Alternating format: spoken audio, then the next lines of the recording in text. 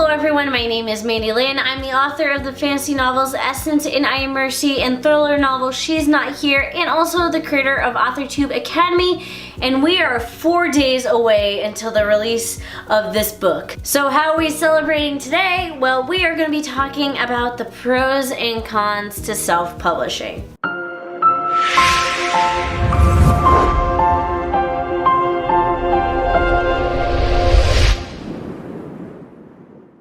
So hopefully you are watching this video if you're trying to decide whether you would like to traditionally publish or if you would like to delve into the world of self-publishing. So there are many pros and cons to self-publishing, just like there are many pros and cons to traditional publishing.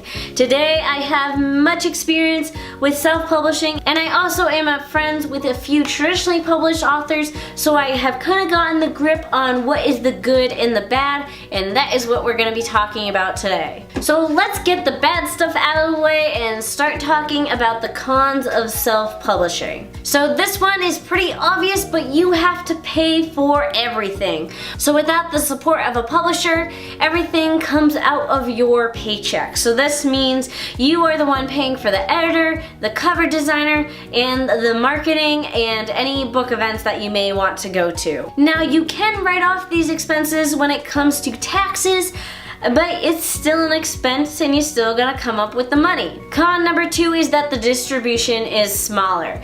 So this can change from author to author, and also depending on who you use to distribute your books. If you only use CreateSpace, you're a little more limited. If you use Ingram Spark, you are a little more unlimited.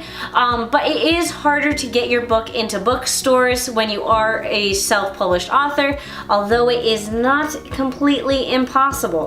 Con number 3 is that you get fewer sales. So this again is not necessarily true. It depends how you market your book and how big your platform is. If you have a large platform, you may be better off than some traditionally published authors. But if you have a small platform, you are gonna make fewer sales. But it all comes down to how much work and effort you throw into it. And the last con I'd like to talk about might actually be the biggest con, is that anyone can do it. So that is also a pro, but the con to that is just the fact that because anyone can do it, literally anyone can do it, which means sometimes the books that are published aren't the best. Now, a lot of people seem to think that self-published authors, their books just weren't good enough for the traditionally published world, and while that is not necessarily true, the bad self-published books that are out there kind of ruin the reputation for the good self-published books.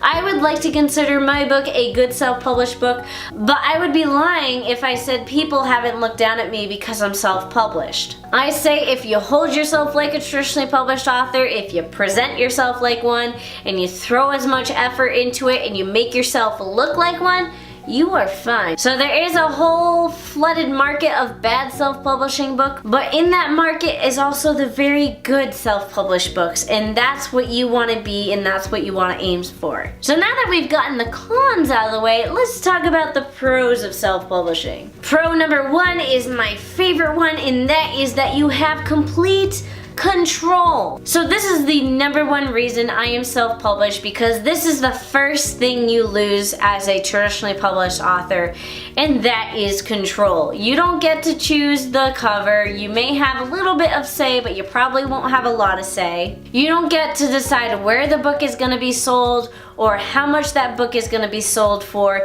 You don't get to decide what events you go to or how many signings you have a year. But when you're self-published, you get to decide all those things. You can go to as many events as you want.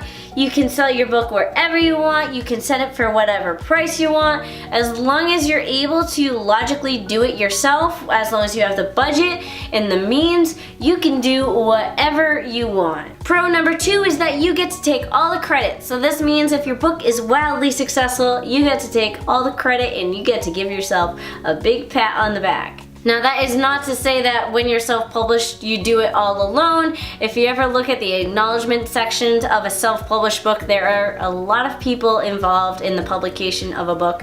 But for the most part, it was all you, or in this case me. And pro number 3 might be the biggest pro for some people, is that you get a bigger chunk of the money.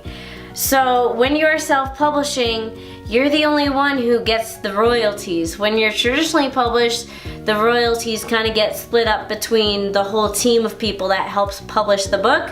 So when you're self-published, you make a few bucks a book. When you're traditionally published, I don't know how much you make a book, but it's not as much. So as long as you sell a ton of books when you're self-published, you could actually make more money self-publishing than you would traditionally publishing. So those are my pros and cons to self-publishing. If you have more, be sure to add them down below in the comments.